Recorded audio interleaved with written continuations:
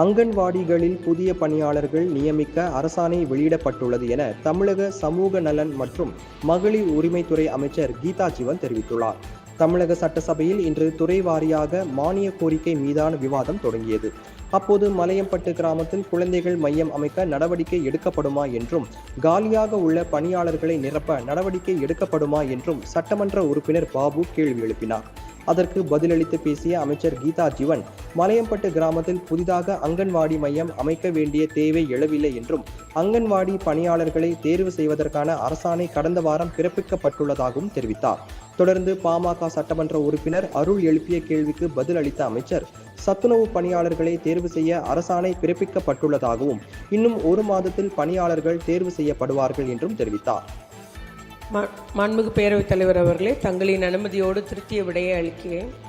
செங்கல்பட்டு மாவட்டம் செய்யூர் சட்டமன்ற தொகுதி இலத்தூர் வட்டாரம் இலத்தூர் ஊராட்சியில் உள்ள மலையம்பட்டு கிராமத்தில் குழந்தைகள் மையம் ஒன்று 2007ஆம் ஆண்டு முதல் செயல்பட்டு வருகிறது.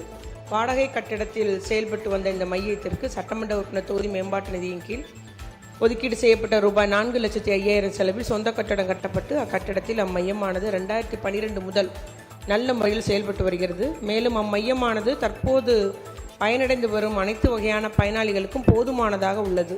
எனவே மலையம்பட்டி கிராமத்தில் மேற்கொண்டு புதியதாக அங்கன்வாடி மையம் அமைக்க வேண்டிய தேவை எழவில்லை. மாண்புமிகு உறுப்பினர் பாபு.